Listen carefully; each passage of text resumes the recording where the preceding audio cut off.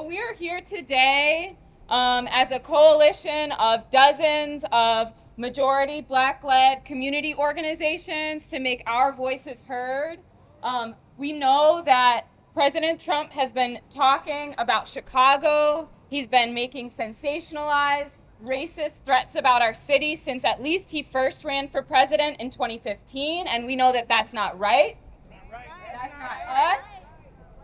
And his military threats are not welcome in our city.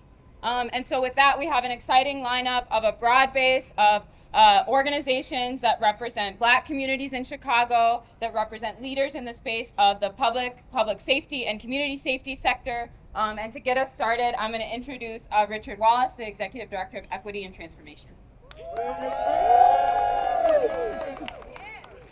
All right. Figure out a way to do this, or hand to hold it with. All right, my name is Richard Wallace, that's R-I-C-H-A-R-D, W-A-L-L-A-C-E, and I'm the founding executive director of EAT, aka Equity and Transformation. Yeah. And I'm glad that you all showed up here today. I wrote something, and it's been a while since I've actually written something in relationship to a response. And what I thought last night was this right here. We live in a world of immediate gratification. If I want a new TV, I can jump online and order it and have it at my door in less than 48 hours. I can see why some might assume that change, that real community safety should work in the same way. But community safety doesn't come with an option of 2-day shipping. It takes time. If the solution was simply police, jails, and prisons, we should have been safe a long time ago. Illinois spends approximately $2.5 billion on law enforcement annually. We have been here before. I'm an 80s baby, and like many other 80s babies, I grew up in the era of tough on crime policies.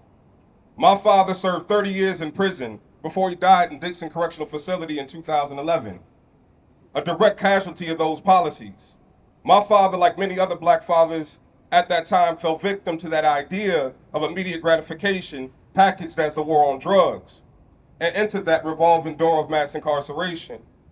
As a result, I and many other youth my age grew up in single-parent households. I was a Section 8 baby. Anybody else was on Section 8? Okay. My mother did the best she could with what she had, working multiple jobs to make ends meet, which forced me to grow up fast. I refused to be a burden on her, so I learned how to provide for myself at an early age. At 13 years old, there aren't many employers looking to hire you, so I hit the street to make ends meet. By 16, I was serving juvenile to life at IYC St. Charles Correctional Facility, continuing that same cycle that claimed my father. I'm sharing my story in hopes that you can see how tough on crimes policies of the 80s and 90s created the conditions for the lack of safety in our communities today. What I learned throughout my life is that hurt people, and heal people. So if a healed Chicago is the Chicago you want to live in, we have to begin that process now. I refuse to wait. We are taking action now for our people to move toward healing in the city of Chicago. And what does that look like? Because I know a lot of times people say healing and it's just rhetoric. That's not what we're talking about. We're launching a 30-day emergency response that does 3 things. First, we're establishing mutual aid hubs in 10 of Chicago's neighborhoods that will provide direct cash support to our people in need. Second, we are training 1,000 community members to know their rights. There's a difference between knowing your rights right? And third, we are also creating a network, we're organizing a network of sanctuary spaces throughout the city of Chicago. And people say, why? Because we keep us safe. Who keeps us safe? Who keeps us safe? Because when the state fails to protect us, we have no choice but to protect ourselves. And we have always known how to do that. We've been doing that all along. The question isn't whether we can survive what's coming. The question is, what are we building while we survive? And that's what we're here to answer today. Again, my name is Richard Wallace. I'm grateful to be here with so many beautiful people, beautiful organizations, and I'm gonna pass it to my brother Ernest Krim to come up and say a few things. Welcome, Ernest Krim. Mike is squeaking something.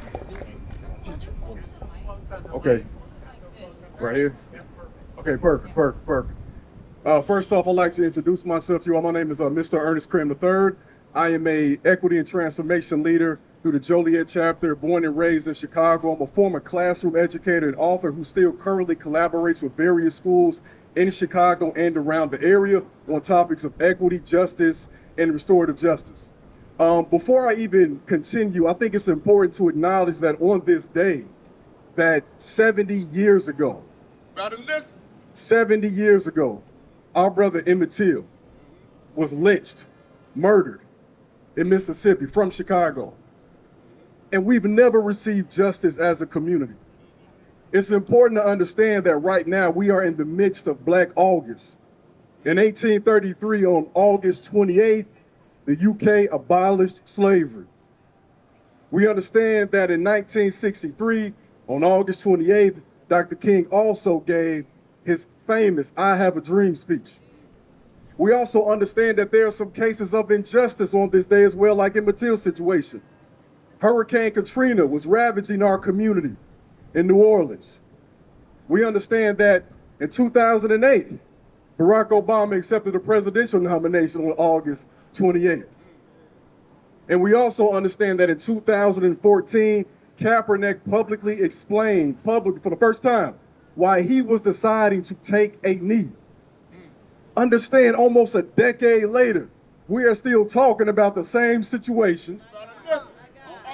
And brothers like Kaepernick still are not able to be employed simply by standing up and speaking for justice. We cannot solve these problems, y'all, by continuing to put police and people with guns in our community. That's right.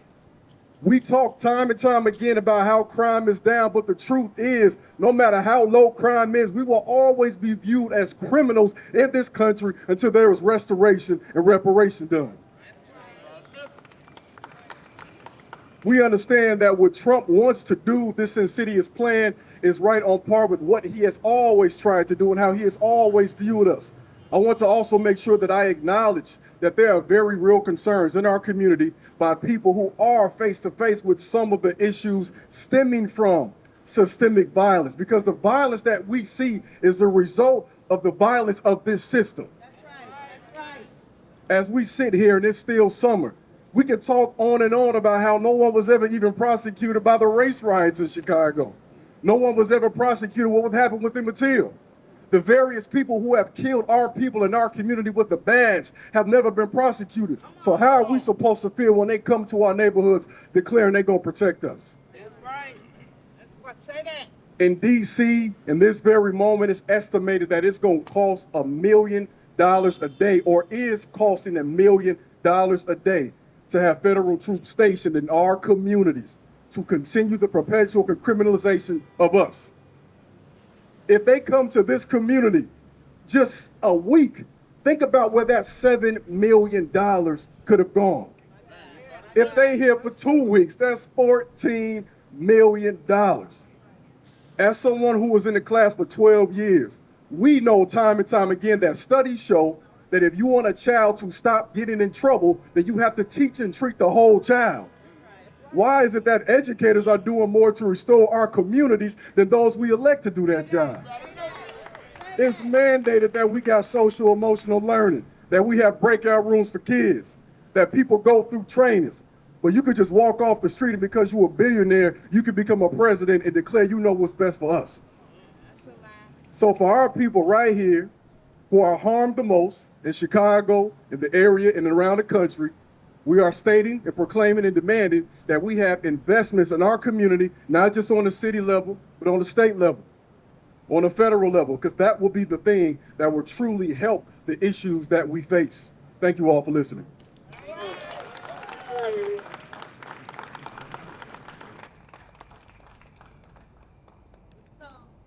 My name is Marlon Chamberlain, MarlonChamberlain. I am the founder and executive director of the Illinois Coalition to End Permanent Punishments. We are, absolutely, we are a grassroots statewide organization and led entirely by formerly incarcerated people. Our mission is to end what we call permanent punishments, the lifetime restrictions of a criminal record. And we do this by centering the leadership, the voices, and the agency of those mostly impacted. As I stand here today as someone directly impacted by this system, and alongside so many others who wake up every single day committed to making our city and our state a safer place to live, I have to say that what is being proposed is crazy. On one hand, you cut federal resources that support people with arrest and conviction records, and many of our community members with such cutting programs such as Medicaid, SNAP, and community programs that directly serve our communities. And then on the other hand, the trade-off is you offer us troops and tanks. That is not a plan for safety. That is disrespectful. It's disrespectful to everyone standing behind me and even the folks who couldn't be here today. Folks who have dedicated their lives to building real safety in our communities. We live in a country that claims to believe in freedom and justice for all.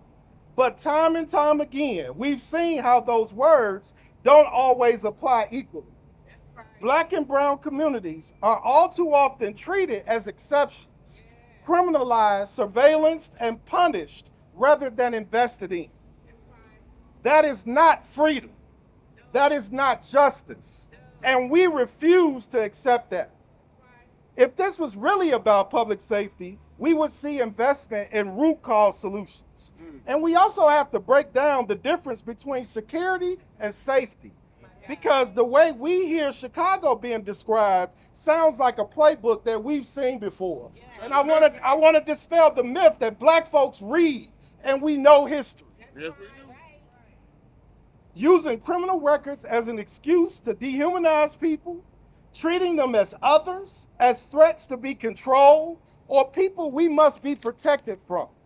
That is not safety, it is fear. Real safety comes from the ground up, from investing in individuals, families, and communities, so that everyone has what they need to thrive.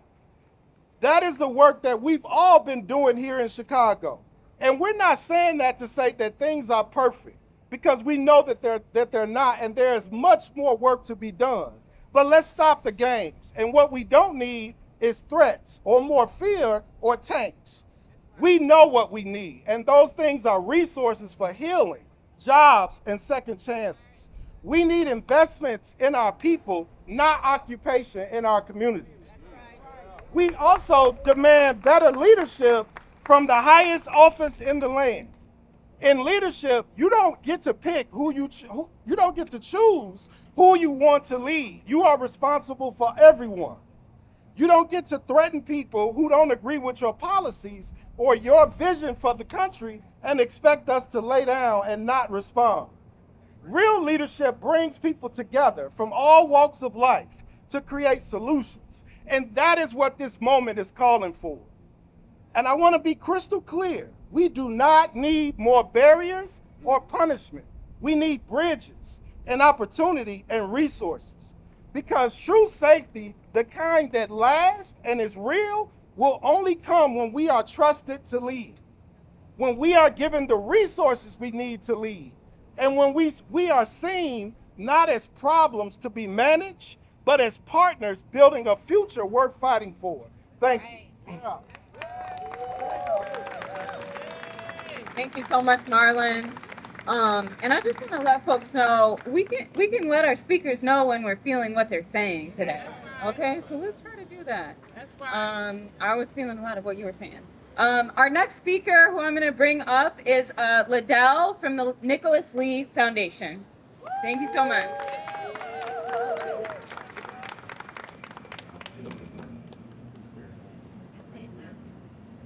Peace and love. How y'all doing today? Great. First and foremost, I would like to thank Sister Tara, Senator Peters, Mayor Brandon Johnson, Governor Pritzker, everyone who's out here showing Donald Trump what it is to be a true leader. We cannot do this without you all. We work better when we work together. Understand that, Donald Trump. We work better when we work together. There is no way you can tell me, as a black woman and a veteran of the United States Navy, that I need you to bring the military here to us to protect us. I did not take an oath to turn on the people. You're supposed to serve the people. We are the people. So tell me, how can you protect the people when you are trying to hurt the people? When you want to harm the people? You want to do something for the people? Bring those funds back into this city. You want to do something for the people? Bring the education system back to what it used to be 60 years ago. That's right. This is what we do for our people. We do not bring the military in here. We do not militarize the National Guard for our people. They are not the police. They cannot arrest us. But guess what they can do? They can harm us. And that's what they are sent here to do. But we not going. You can't tell us what's going on in Chicago, because that's the youth say. How can you be hating from outside the club? You can't even get in. So to you, Donald Trump, I'm going to say as a black woman, please do not bring yourself or your military to Chicago. We do not need you. We keep us safe. Peace and love. Who keeps us safe? We keep us safe. Who keeps us safe? We keep us safe. Next, we have Cook County Commissioner Tara Stamps.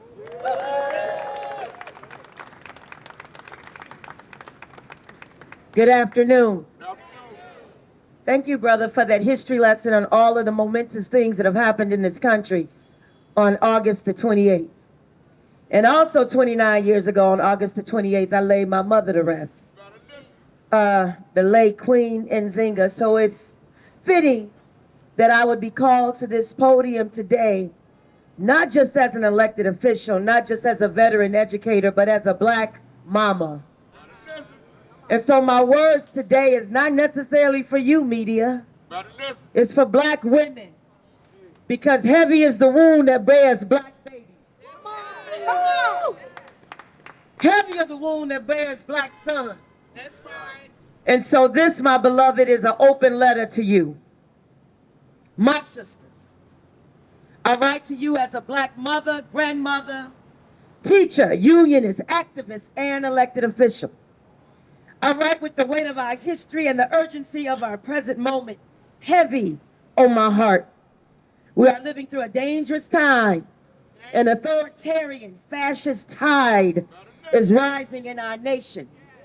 It seeks to strip away the hard-won constitutional rights, silence our voices, erase our stories, and control the future of our children. How many of you all know they are after our future? I know that.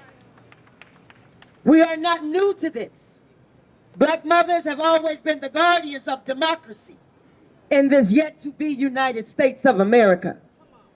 From the auction block to the ballot box, from Jim Crow to George Floyd, we have carried the fight for freedom in our wounds, in our prayers, and in our daily acts of love and resistance. The writer Alice Walker reminds us that the most common way people give up their power is by thinking they don't have any. My sisters, we have the power. We have always had the power. And in this moment, we refuse to surrender it. And in the word of God, declares in 2 Timothy 1:7, for God has not given us a spirit of fear, but of power and of love and of a sound mind. That is our inheritance. That is our reminder, and that is our marching orders. And so on this day and in this moment, we must rise. We must rise to protect our rights. We must know the law and defend it, insisting that the Constitution protects us too, because we too are American. That's right.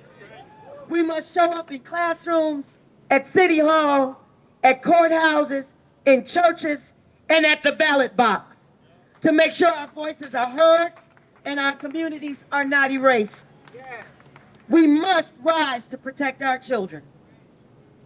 They are under attack in their schools, Yes, they are. in the streets, Yes. and the political targets their future. We cannot allow the banning of our history and the criminalization of our youth.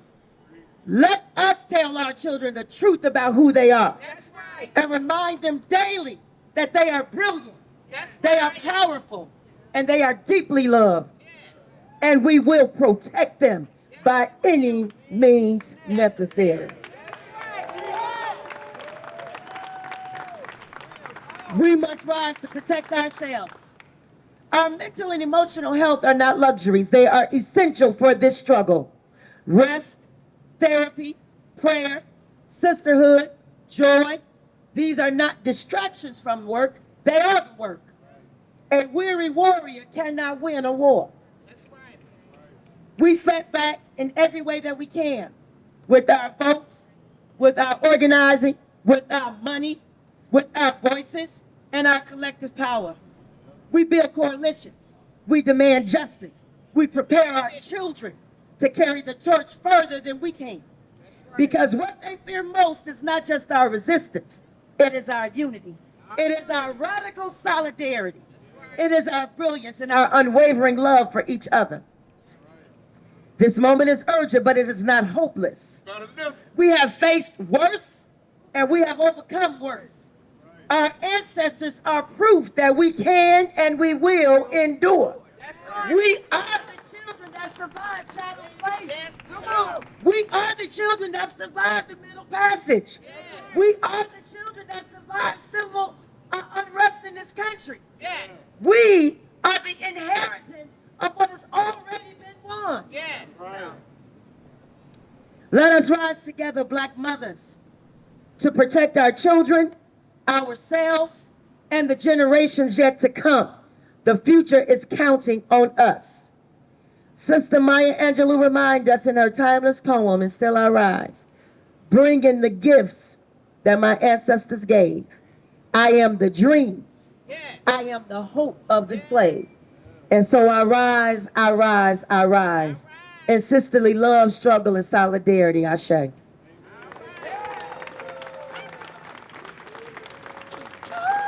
Thank you, Commissioner Stamp. Very proud to live in a city where we have some elected officials willing to fight for us. Next, I'm going to call up Reverend Sierra Bates Chamberlain from Live Free. Somebody say, I believe. I believe that we will win. Say, I know. I know that we will win.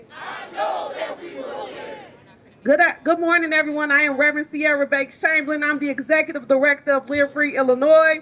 We organize more than 120 congregations across the state at the intersection of criminal justice reform and public safety. What we are witnessing is not safety. It's another distraction. The president wants us looking away while he strips away voting rights, bends and breaks the law in the courts, and pushes his dangerous agenda of Project 2025. He's not here to save lives. He's here to control lives. Yes, gun violence is real. And yes, it devastates Black and brown communities, and we still have a long way to go. But we have to also acknowledge that homicides and shootings are at historic lows. And that progress did not come from the National Guard or military tanks. It came from the people. For decades, Black people have not been calling for more police or soldiers in our streets. We have been calling for resources, for jobs, schools, Yes. Yes. healthcare, housing, mental health support. But instead of delivering, this administration strips away healthcare for over 500,000 Illinoisans. Pell Grants for thousands of students in the very violence prevention programs that were saving lives. Yes. If the president cared about violence, he would be holding gun manufacturers accountable.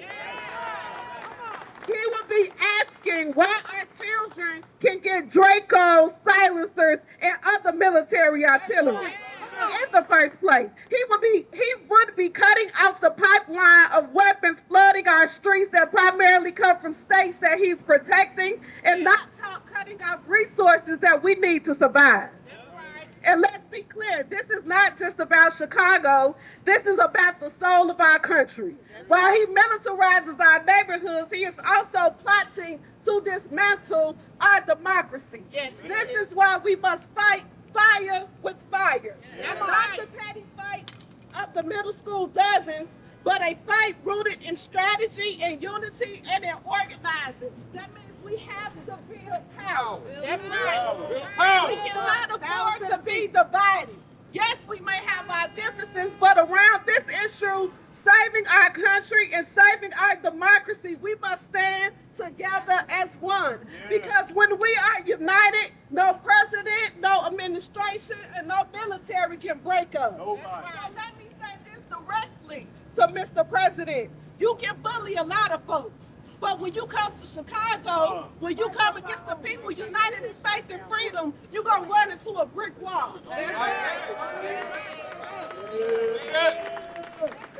city. This is our state. And together, we will not only survive, we're going to thrive, and we're going to win. So one more time, say it with me. I believe. I believe. I believe that we will win. I believe that we will win. I believe that we will win. I believe that we will win. I believe that we will win. I believe that we will win. I believe that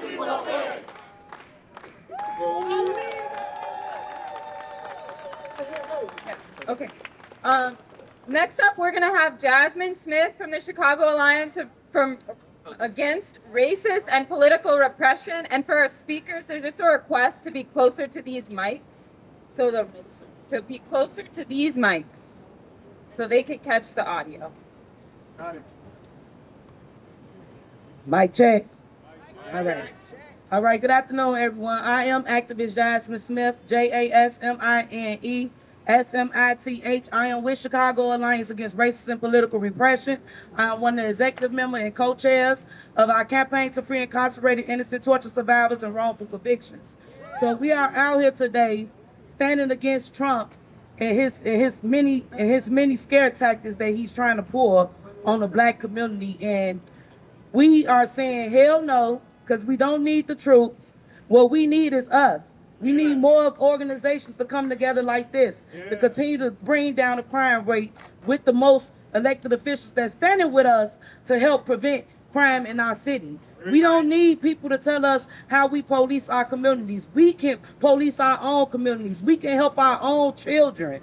We need more people to be knowledgeable about who we're voting in that's not fighting for our communities and putting the resources in our communities like we need. It's a state, a federal, and a local issue with funding in our communities, and that's what we need the most to save our children. Our schools are underfunded, and there's no secret to why it's underfunded. That's right. Our community resources for our teenagers and our kids to participate in is high priced, and we know why. People are out here barely affording to pay their rent, let alone able to afford to pay to put our kids in resources that can really help our kids. So what we need is more community people to stand up, more organizations to pull our resources together to fund our own communities, to fund our own resources for our children, and to stand in our, we need love again in our communities. We need compassion for each other again. We don't need to just come out here for these cameras to stand united. We need to stand united every single day. We got all of our elected officials, and I want to thank every elected official that stood up with us against this fight against Trump and his administration. But we have an elected official, State's Attorney Arlene Burke, that has yet to commit to not cooperating with the federal military intervention. We call on the state's attorney to join other government officials in pledging not to enable racist attacks from the federal administration that will unnecessarily criminalize Chicago communities. And if she does not stand with us, we know for a fact, we've been knew since she took the office where she stands. But it's up to us to stand on her neck to make sure she stands with us in our demands of fighting for our liberation. Because it's our liberation. It ain't theirs, it's ours. Our people are suffering behind bars, the government, and everybody else is holding a lot of our leaders and a lot of our men that could come out and get a hold of these streets and these children. And we got to ask ourselves why the hell they ain't letting them out.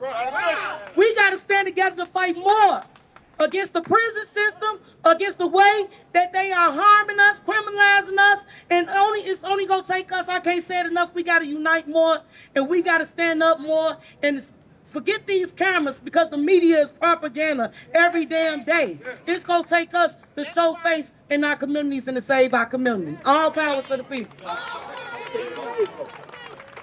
Thank you so much, Jazz.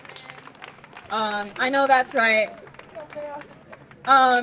So I'm proud to bring up this next person, another elected leader that we're proud to have who has been on the front lines of fighting for freedom and justice in our communities, someone who is a leader in partnership with the movement and championing the movement to end money bond, or the pretrial detention based on your ability to pay, as I think it's best described, State Senator Robert Peters. Good afternoon. I'm State Senator Robert Peters of the 13th District, and I'm standing here because in this moment, this calls us to understand and sit deeply with solidarity. What we are seeing right now with this president and his friends, his corrupt, greedy friends, is an administration that wants to cut and take away from working class black and brown communities, and then spend millions and billions funding a war machine to bring troops into our communities, and that's not going to keep us safe. We know what's going to keep us safe. It's actually simple, but this corrupt, shady president, this dangerous, corrupt, shady president, this dangerous, corrupt, shady president who pardoned people who invaded the Capitol on January 6th.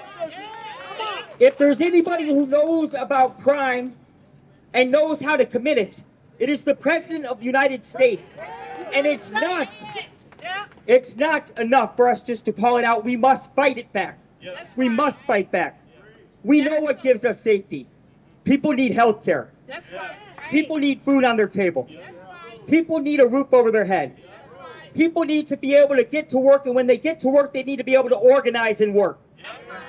People need to understand that they have power.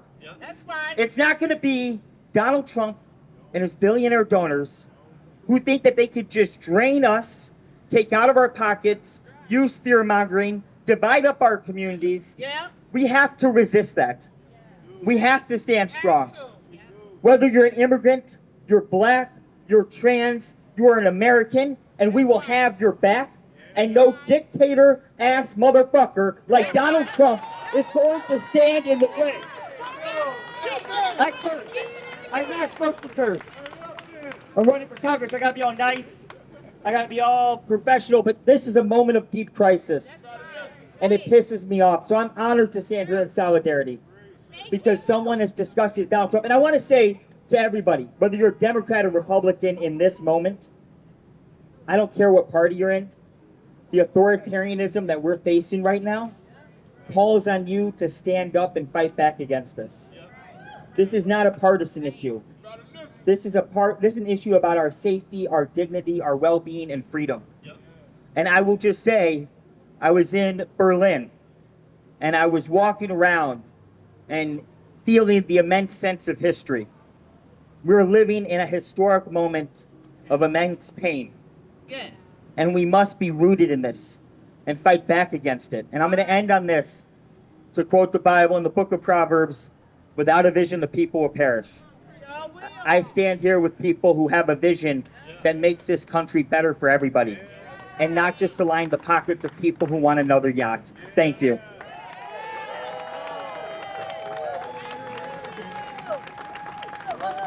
Give another hand to Senator Peters, y'all. All right, I'm not good with this mic. I want to shout out all the organizations that came together to make this moment happen. This is what power building looks like, right?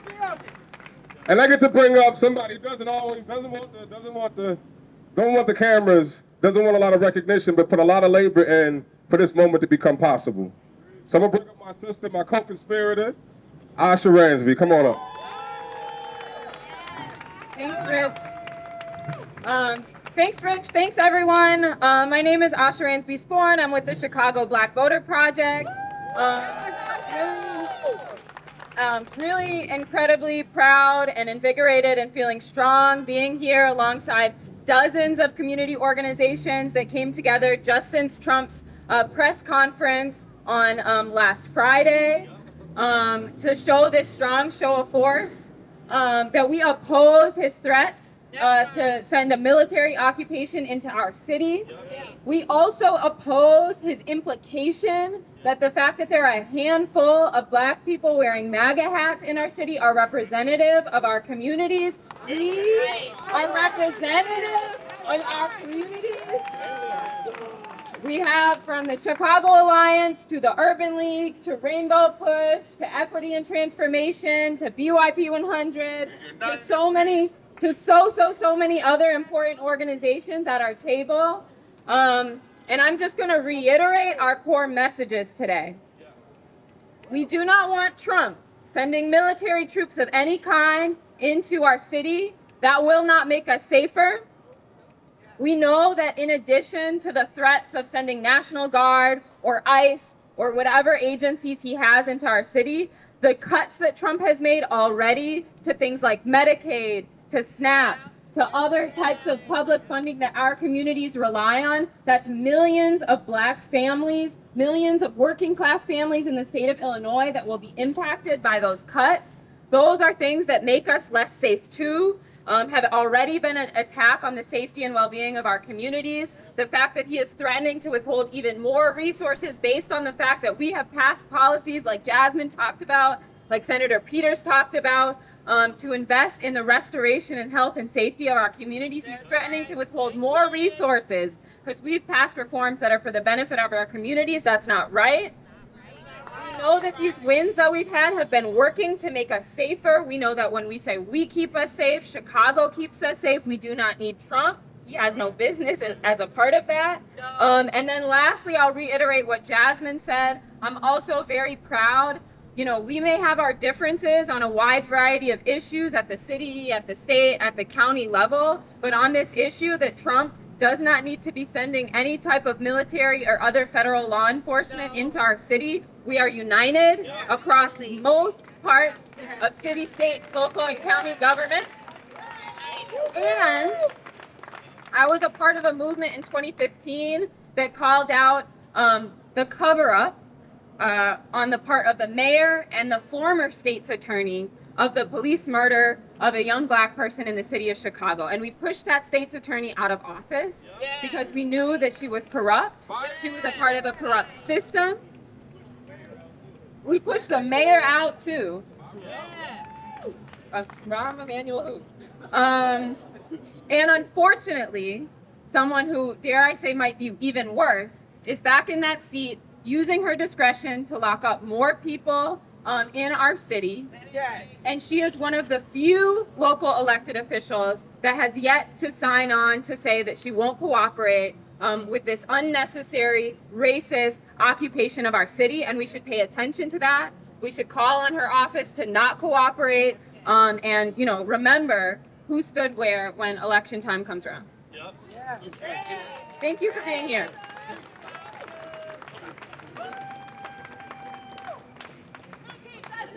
We keep us safe. We keep us safe. We keep us safe. We keep us safe. We keep us safe.